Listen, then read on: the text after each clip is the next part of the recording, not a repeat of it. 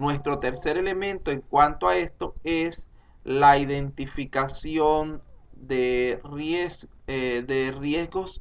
Se hace solamente en la fase de planificación. Esto, acuérdense que estamos hablando de preguntas sobre los riesgos. No, realmente la respuesta de esto es no. La identificación de riesgos debe ser un proceso continuo durante todo el proyecto. No concluye en la fase de planificación ni se deja solamente para la fase de cierre. Una vez, ¿sí? Una vez que comience la ejecución del proyecto, periódicamente hay que revisar el registro de riesgos para determinar si los mismos continúan vigentes o si existen nuevos riesgos. Vean que inclusive es de lógica.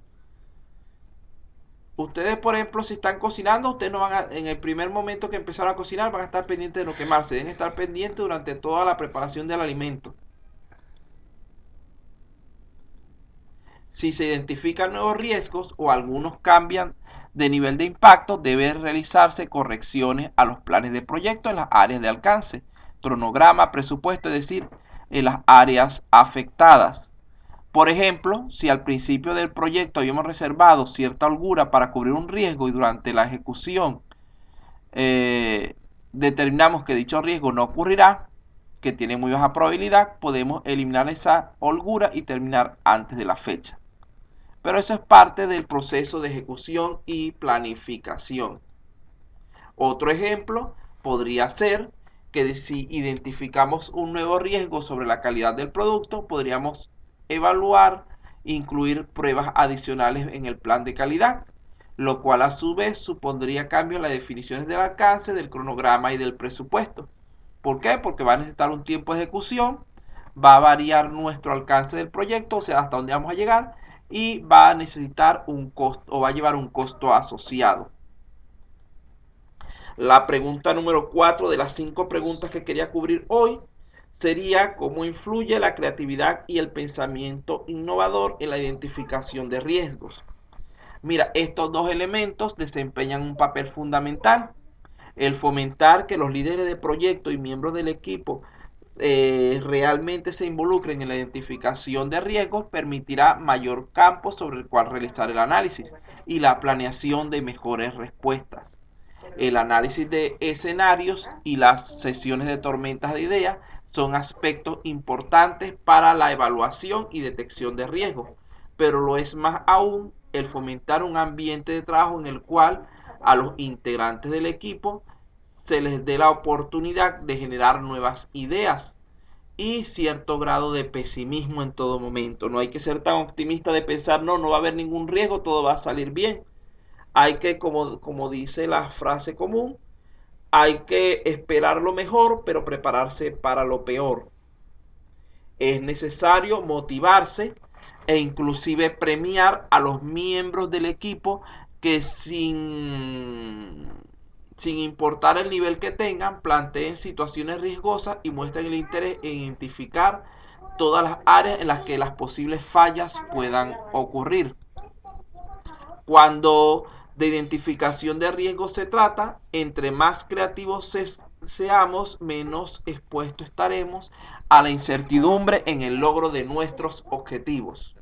La última pregunta por responder del día sería, ¿cuáles son las herramientas y técnicas a usar para la identificación de riesgos? En primer lugar, tenemos el registro de riesgos, que es un formato en el cual se colocan como entrada los diferentes riesgos que se van a documentar en el proyecto. Otra herramienta útil es el catálogo de riesgos, que es un marco de referencia de riesgos presentes en el proceso ejecutado. Para eso se solicita a la oficina de gestión de proyectos o a la unidad de gestión de riesgos que esté ubicada en la localidad o en la zona, o a la PMBOK, un listado de los riesgos más comunes para el área con la que estemos trabajando, que nos sirva como referencia. No, no solo desastres naturales, riesgos pueden ser de cualquier clase. Los riesgos pueden ser desde riesgo de falta de presupuesto, riesgo de problemas con el personal, riesgo de requisitos inadecuados o incompletos, de problemas del Estado. Cualquier Riesgo es realmente cualquier problema que se pueda presentar durante la ejecución del proyecto. Cualquier situación de incertidumbre inesperada negativa que pueda surgir. Cualquier amenaza que pueda afectar nuestra óptima finalización de lo que hemos planteado.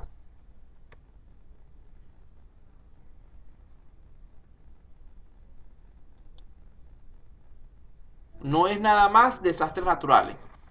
Por ejemplo, un catálogo de riesgo es un documento que consiste en un conjunto o un listado de riesgos que pueden estar presentes para un determinado tipo de proyecto, clasificados por categorías, como por ejemplo riesgos económicos, riesgo de gestión de proyectos, riesgo de clientes, riesgo de proveedores, riesgo de productos, etc. Esta lista de riesgos predefinidos puede variar según la rama de la industria con la que estemos trabajando. Este catálogo de riesgos se organiza generalmente en forma de lista de chequeo, en la cual cada riesgo genérico es analizado por el equipo y se determina si está presente o no en nuestro proyecto.